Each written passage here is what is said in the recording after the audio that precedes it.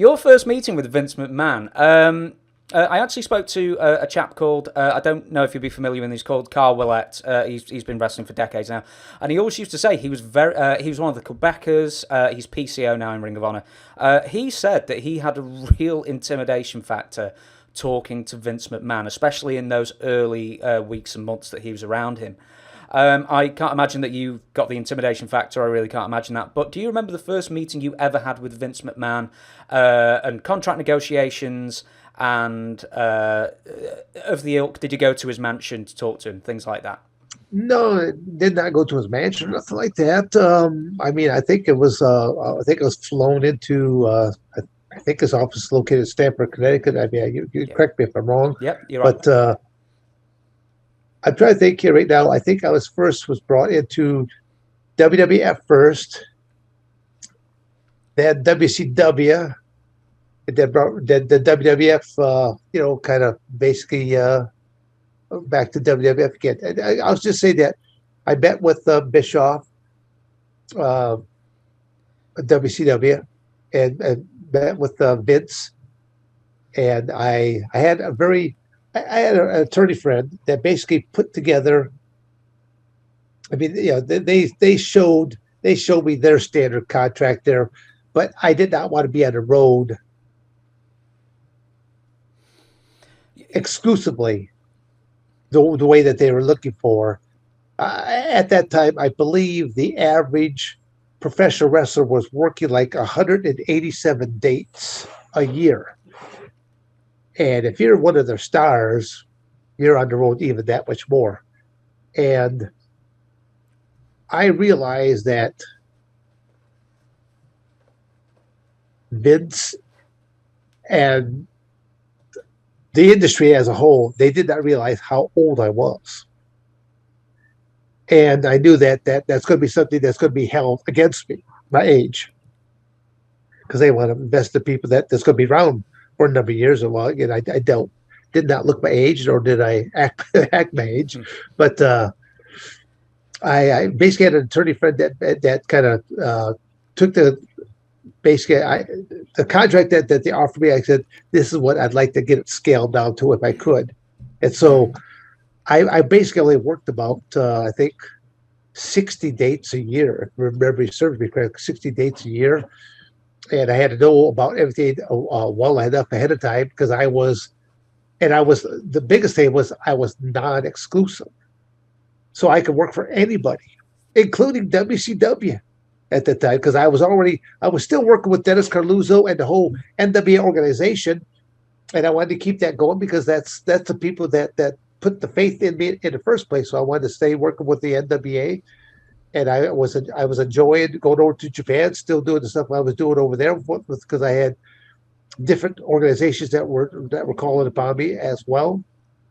So I should also, sorry to interrupt you, I should also bring this up. In the 11 months that you wrestled for the WWF, you also fought 8 MMA matches at that same time, and you won 7 and you drew 1 to Pat Miletich. I thought I'd just throw that in there. So, how did your body cope, basically, with winning these fights, as well as all the punishment you're getting from wrestling rings, WWF, and independent? I once again, I go back to my little portable Bible here, my planner. I mean, I was on the road quite a few days out of the month. And there would be certain mornings as I'm waking up, as I'm rubbing the sleep out of my eyes, I'm looking around and I'm thinking, where am I at?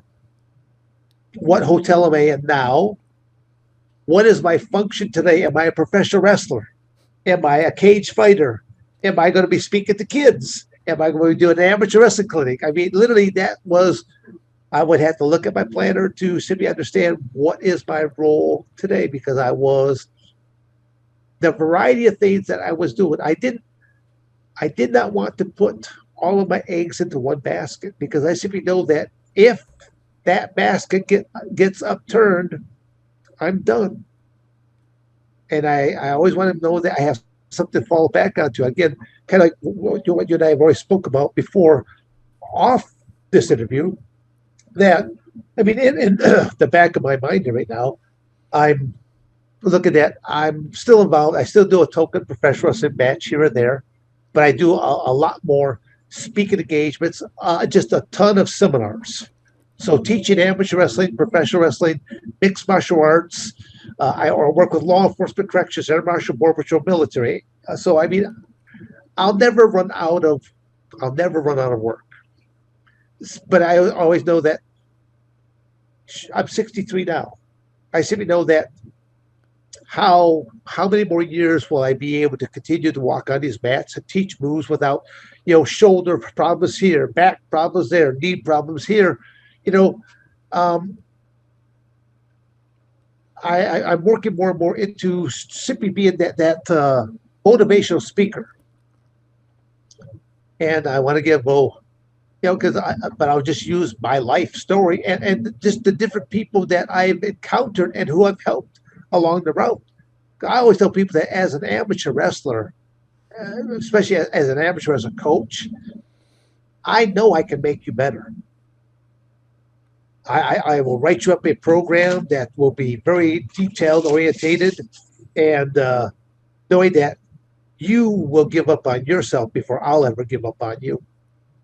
But then that's also a lot of people ask you how have you been so successful? I haven't won everything. I haven't always achieved success on every different front, but the fact is, if I take a loss, get back up, dust myself back off, try to learn from that loss, and move forward.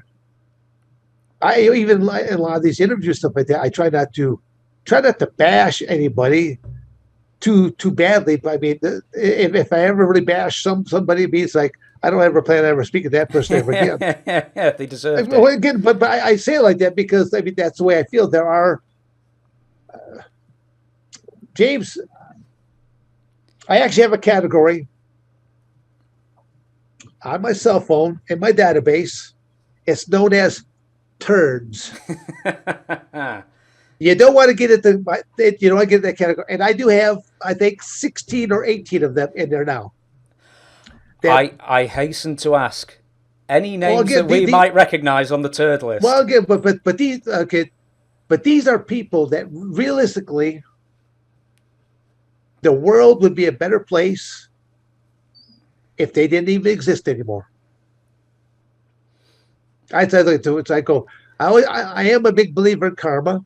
I do believe that what you give out will return to you somewhere in time.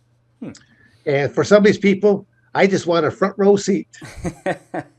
That's all. Is there anybody we'd heard of that maybe, or is there anybody you'd like to throw under the bus? You're more than welcome. Well, no, I'll let be that. Just simply know that if you, it's like I don't like to curse either. So it's like if I start cursing, it means I'm pretty livid. I'm pretty livid about something.